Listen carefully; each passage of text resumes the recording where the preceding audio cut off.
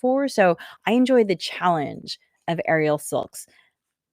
Now, it's not something that I want to do every day, but it's one of those things that I like to throw in there, like maybe once a month or something like that, right? Like you don't have to do the same thing day after day after day. In fact, that's pretty much a case, well, at least for me, a case for boredom. So it might be more than one thing that you do. I hike regularly.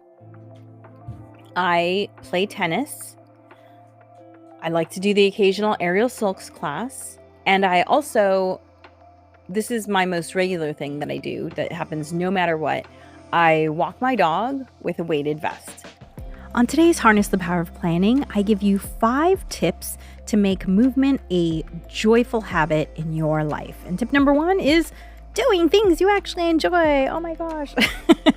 Okay, so maybe that one's not mind-blowing, but I think the other 4 tips, you'll find something in there that will help you make this more of a joyful habit in your life. So listen for episode 112 of the Harness the Power of Planning podcast, starting now. Happy Thursday, Alegre here with Beyond Your Wildest Dreams, and I'm going to talk about all things about saving you time and energy so that you can have more of both to spend it on what you really want to spend it on. I mean, why spend 10 minutes doing something that actually only takes 2 minutes? And that's something we do all the time, which is why I talk in this podcast about tips and strategies. And also, sometimes it's just ways of thinking. Sometimes you are just thinking about something in a way that makes it take a lot more time or energy than it really does. And who am I? Well, I am the author of 4 workbooks. And all of these books are designed to be read in an hour or less. And they're all workbooks because I know that you learn best, brain science shows it, when you do rather than just read. So these workbooks, you'll learn a tip and then you'll put it into action so that it can get into your brain.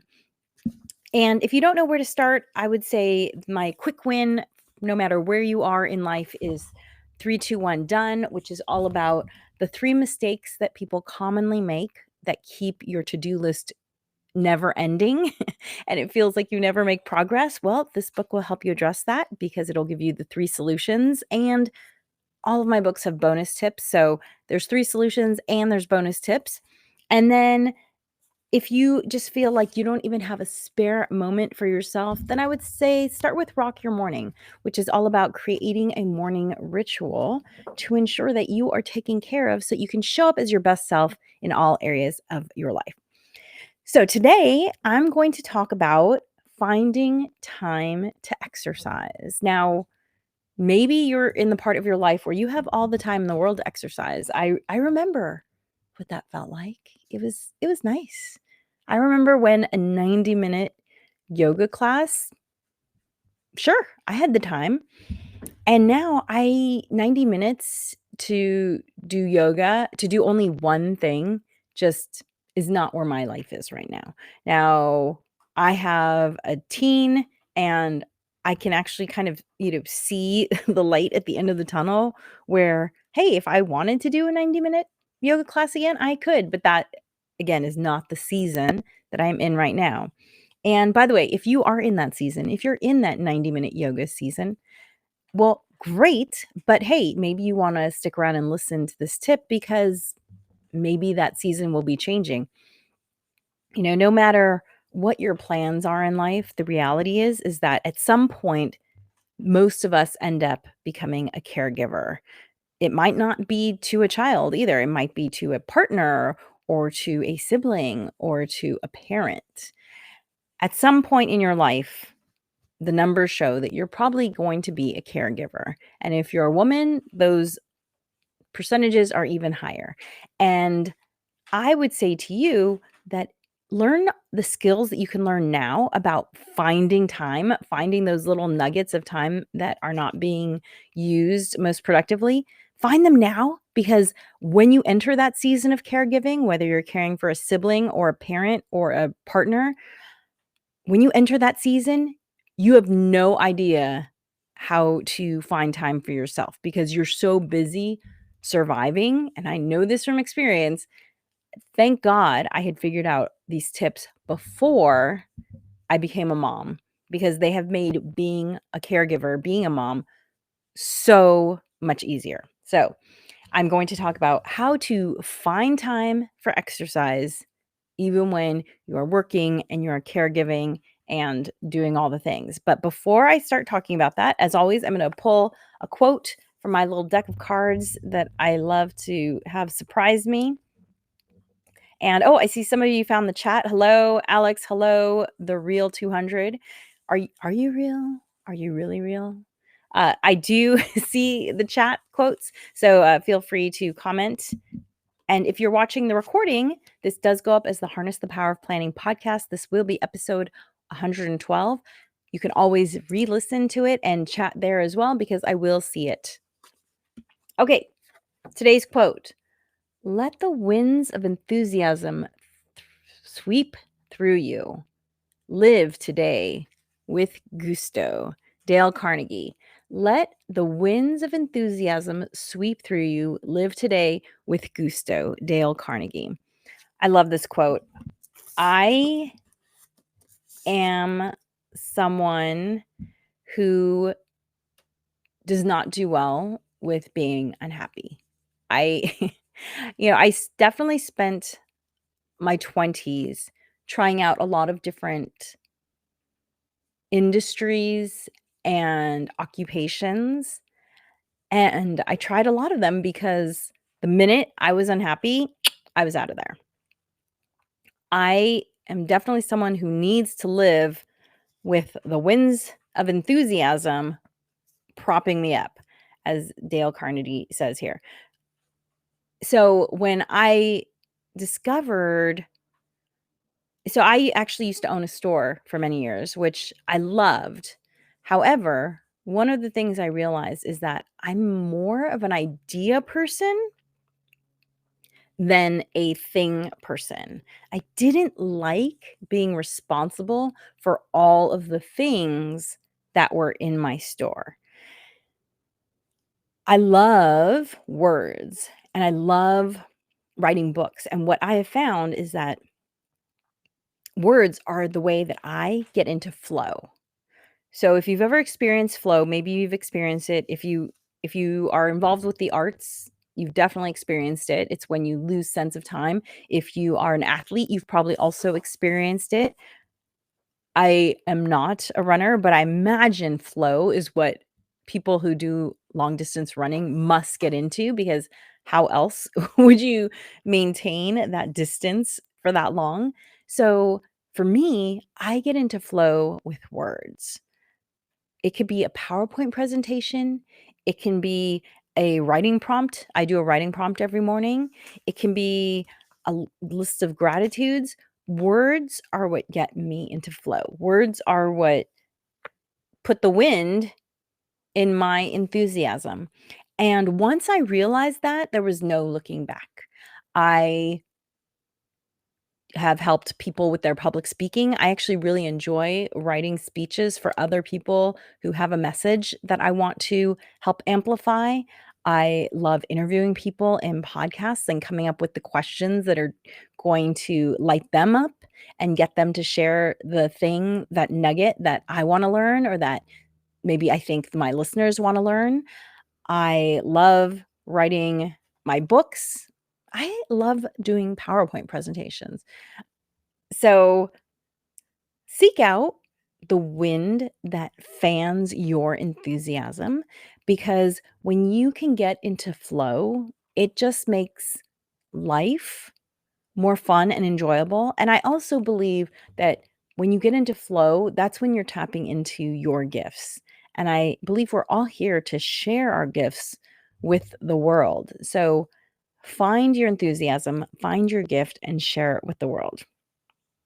Woo, thank you, Dale Carnegie. I enjoyed that. Okay, so now I want to talk about finding time for exercise because unless you're someone who loves exercise, it can be hard to fit it in when everything else is going on. Like, for instance, when my father passed away, I didn't exercise for 6 months because it just wasn't interesting to me, and the exercise that I had always done in the past, I didn't feel like I had the time for with everything else I had to do with, managing his stuff and his final, you know, preparations and all of that. I just didn't feel, and then I was a little bit depressed because of his passing.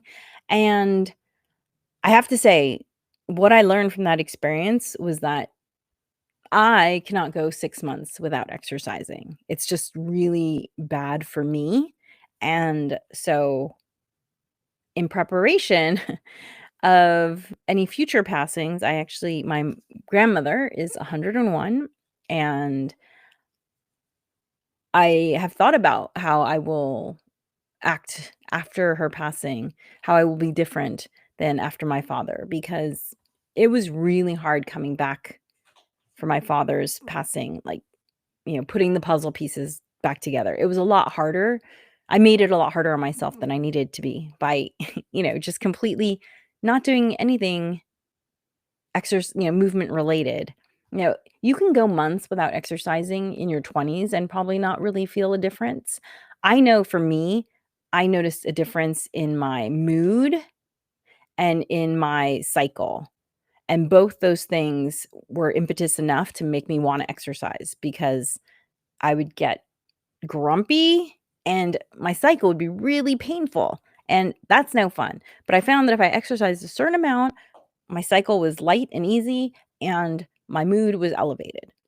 So, uh, but I was in my 40s when my father passed, and not exercising for 6 months is very different for a 40-year-old to come back from physiologically. Like, it really did a number on my health and my body.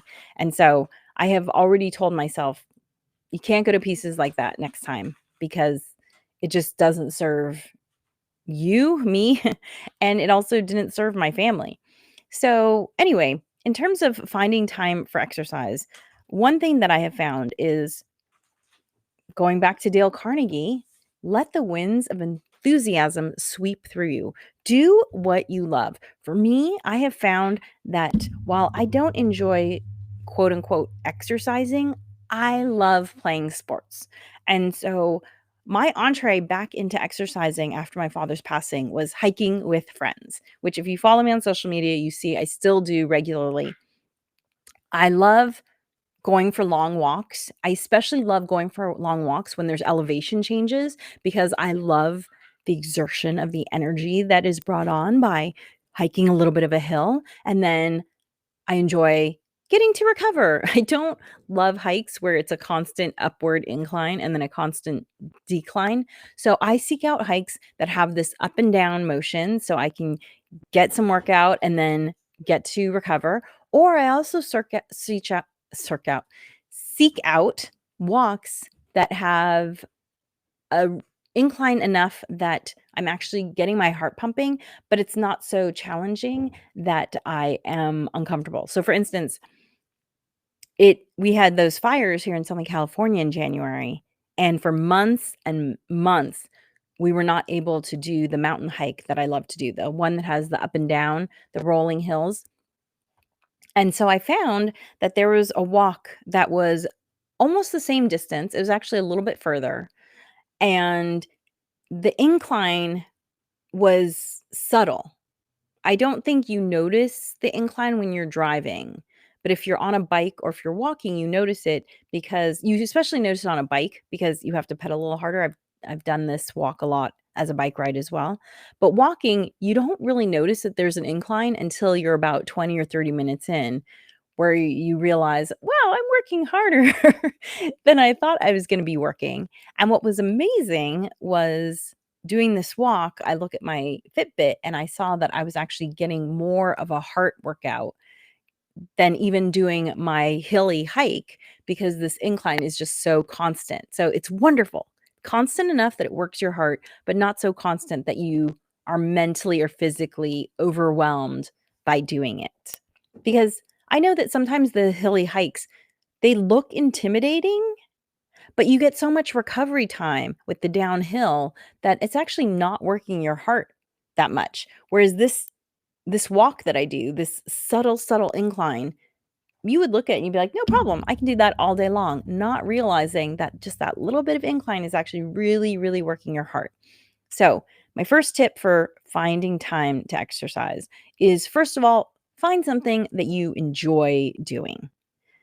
It could be tennis, it could be volleyball, it could be soccer, it could be walking. Do something you enjoy and you're going to seek it out more. I actually also really enjoy doing aerial silks, which is, if you've ever seen Cirque du Soleil or if you've been to the Renaissance Fair, it's when people climb and they do all these acrobatics, okay? Whatever. The acrobatics are really cool, but I was never at that level. I was just kind of learning the basics of using silks. But I really enjoyed it because you really felt the difference in your upper body strength. I could feel how much stronger I was getting with it, and it was really challenging for me. It's kind of a mentally and physically challenging thing because you have to figure out how to move your body in a way that you've never done before, so I enjoy the challenge of aerial silks. Now, it's not something that I wanna do every day, but it's one of those things that I like to throw in there, like maybe once a month or something like that, right? Like, you don't have to do the same thing day after day after day. In fact, that's pretty much a case, well, at least for me, a case for boredom. So, it might be more than one thing that you do. I hike regularly, I play tennis, I like to do the occasional aerial silks class, and I also, this is my most regular thing that I do that happens no matter what. I walk my dog with a weighted vest. So that happens every day. That's just kind of like built in exercise. Okay. So find the things that you like to do and then come up with a realistic schedule for doing them. The dog, walking my dog, it's a joy, but it's also a responsibility because my doggy needs a walk. And so that's something that I do every day. I do hiking with friends. I try to do it twice a week. More often, it's been happening once a week. Just kind of depends on the time of year. Tennis is similar. It's like a once a week sort of thing. Sometimes it's a twice a month thing. And then the aerial silks class, I could do that once a month. I don't see progress as quickly as when I'm doing it once a week. But for me, that's just kind of like a fun, that's like a maraschino cherry. I don't need it all the time. I just like, no, I don't like maraschino cherries, but you know what I mean? Like on the sundae. Like if I'm building a sundae in terms of my exercise, then the ice cream scoop is my walking the dog. And then the whipped cream is the tennis. And then aerial silks is the sprinkles with maraschino cherry, just a little bit of it. So figure out what you like to do. Number 2, come up with, a realistic schedule that ensures you're getting enough movement and also keeping it fun for yourself. At the bare minimum, I strive for the 10,000 steps just because it's something to shoot for. It just gives me a goal. Yesterday, I actually hit 9,700. I know some people who are very, like, they will not finish their day if they haven't done 10,000 steps and they'll go out and do a walk. Great. If that motivates you, awesome. That does not motivate me. But I do like having the 10,000 steps just kind of as a reminder of, hey, I should be, going for more steps than not. If I start getting into 7,000, then you know what? I probably haven't taken the dog for a walk yet because usually my daily life plus taking my dog for a 30-minute walk will get me to 10,000 steps easily. So, come up with the bare minimum that you should be doing. There's lots of things out there. Some people say, 30 to 90 minutes of exercise. I leave that to you to research and figure out. However, one tip that I will share is that there was a study recently that showed that if you do 10 squats every 45 minutes, you will get the same level of benefits as you would from doing a 30-minute walk. So I wouldn't say that you should do the 10 squats instead of doing a 30-minute walk, but hey, why not? Getting up every 45 minutes is a great thing to do for your body I think at this point we all know how hard, ironically, how hard sitting can be on your body. And so getting up, taking a break, and doing 10 squats, that just sounds like a great way to throw it in. And so my third tip would be to find ways to, exercise snack. So I love the 10 squat idea because that's a great exercise snack. I consider walking my dog for 30 minutes to be a bit of a snack because that's not all the movement I'm going to do that day, but it's a core part of my day. And so find ways to snack your movement throughout the day. If you live in if your life is sedentary, if you do not have a lot of reason to walk, you have to find ways to get in movement.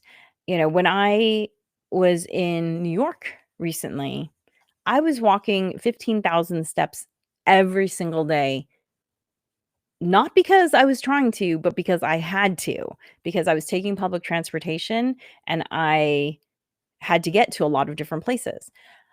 So, if you do not live that kind of life where you have to walk and you have to carry things on purpose, sometimes when you're out and about in a city that's really walkable, you are walking and carrying things. You're getting weight bearing exercise. You are getting the heart benefits of walking without even thinking. So, because I do not live that life, I have to build it in. So that would be tip number 3 is find ways to exercise snack, whether that's taking the stairs or parking your car a little bit further away. I never look for the closest parking space unless I'm running late. If I'm not running late, then I will park further away just to get some extra steps in. I will pace while I'm on the phone. If you're on the phone with someone, do not just lounge around in a chair. Do some walking, pace. I do try and do the 10 squats. I also work in squats in different ways too. For instance, when I empty my dishwasher, I do a really slow squat every time. So basically I do a slow squat and I do slow squats because I've just found that they're way more effective than fast squats. You do 10 squats where you're like 1, 2, 3, 4. You don't feel anything in your muscles, but you do a squat that is as slow as you can go, and you will feel your muscles burn so much faster than you expect. So I do a slow squat, and then I'm down there and I pull out as many dishes as I can pull out before my thighs start burning. And when my thighs start burning, I do a slow squat up. And man, at the end of unloading the dishwasher, I am feeling the burn. So, exercise, snack, and find ways to get in movement that you might not ordinarily think of. Okay. And then my final tip is to do these activities with friends whenever you can. You know, if you're playing a sport, obviously you have to do that with a friend or at least someone that you know, probably. So tennis, I do with friends. We get to chit chat while we're playing tennis. We don't play tennis that hard. it's not it's not a great compelling game to watch, but we have fun. We get our heart rate going. We get some hand-eye coordination. Paddle sports have been shown to be amazing for cognitive skills because of the hand-eye coordination, and that doesn't matter what paddle sport it is. It could be ping pong and you'll still get the cognitive benefits apparently. I don't know about heart rate in ping pong because I'm not a ping pong player, but so pickleball, ping pong, tennis, badminton, squash, all of those, you're going to have heart benefits and cognitive benefits. And by the way, that's something to think about. When you think about your movement, you need to think about how is your body benefiting because you have to exercise your heart, you have to exercise your muscles, you need to stimulate bone density, and you want to stimulate cognitive benefits. And doing just one type of exercise is not necessarily going to get you all of those benefits. So that's why I do a lot of different things. I also spend, a fair amount of time doing fascia movement. I say movement rather than exercise because fascia, I mean, it's definitely a form of exercise, but fascia is also more like functional, deep stretching. And, fascia is not a term that a lot of people still know. I think in 20 years, kind of like how yoga is now very mainstream, I think in another 20 years, fascia will be there. I spend a lot of time on fascia because I have muscles that tend to get very, very tight, and in the past, these have caused me problems like a herniated disc in my spine, and so I do a lot of fascia work in order to ensure that my muscles are not tightening down and thereby causing problems in the rest of my body, but are able to be functional. So, that would be my final tip is be sure you're thinking about all the different ways you need to maintain your body. So, you need to exercise your cardiovascular system, your muscles, keep your bones dense, keep your brain working, and then you want to keep everything loose enough that you're not prone to injury. So, those are my tips. Okay. First tip, do things you like because otherwise it's just going to be painful. Second tip, get really clear about how often and how long you want to do those things and be kind to yourself. Keep this enjoyable because if it's enjoyable, you're much more likely to do it. Third tip, exercise snack. Find ways to fit movement into your life in small bits. It's much easier to do and maintain. Fourth, find a friend. When you make it more fun, you make it much more likely to happen. And fifth, think about all the different ways you need to work to keep your body healthy and make sure you're doing some sort of movement for all of those different things. Okay. And my final tip with finding time for exercise is to start really small. I've talked about this before. My friend, when Natasha, my frequent collaborator, is on the podcast, she often talks about it. It's called the Kaizen Way. And the Kaizen Way is all about incremental improvement. Instead of saying to yourself, okay, I'm going to have this crazy exercise routine. I'm going to do 5 different things in a 7-day period, for 45 minutes each. I'm going to be so fit. That's pretty much a recipe for disaster. Instead of doing that, find a number of days and minutes of exercise that seems super easy for you to do. When I was getting back into exercising after my father's passing, I set a goal for 20 minutes of exercise 4 days a week, which, I was doing 90-minute yoga, so 20 minutes, as you can hear, was a small number for me. I was struggling to meet the 4 days a week right when I started. So then I said, "Okay, you know what? New goal, 15 minutes of exercise 3 times a week." And so be kind to yourself. Get to the point where excuse the noise in the background. Uh, get to the point where you can realistically do something. And, if you think you've set a realistic number, but you're not meeting it, guess what? You can adjust your goal down. And then when you start hitting that goal, then you can adjust your goals back up. Okay. The point of having a goal is not to meet the goal, it's more just to have some place to set your sights. Okay. So start small. When my friend Natasha was engaging with stretching as a goal, she set a goal for herself of 30 seconds of stretching. Now, granted, she wanted to do it daily. So she was saying 30 seconds of stretching, but doing daily. And that 30 seconds was I mean, anyone can do anything for 30 seconds, right? 30 seconds quickly became a minute, quickly became 2 minutes. So don't be afraid to start small. Small change is manageable and is something that you can continue for a long time. So make a small goal. And if you're not hitting that goal, go even smaller until you're hitting the goal. And then you can go upward. Thanks so much for joining me today.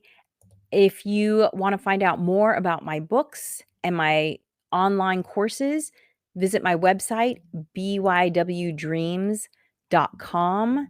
That is bywdreams.com. And I look forward to seeing you next week for my live video broadcast. And remember, planning makes everything easier. Thank you so much. And be sure to rate and like and subscribe wherever you listen to the Harness the Power of Planning podcast. If you want to take your planning skills to the next level, consider taking the Harness the Power of Planning workshop. It's available on demand at tinyurl.com/HPOP on demand, all one word. That's tinyurl.com/HPOP on demand. We'll show you how to plan your day, your week, your month, your year, your life, and help you to start prioritizing yourself and your goals right now. Dream wild, wild dreamers. Thanks for joining us for the Harness the Power of Planning podcast. Be sure to like and subscribe wherever you listen.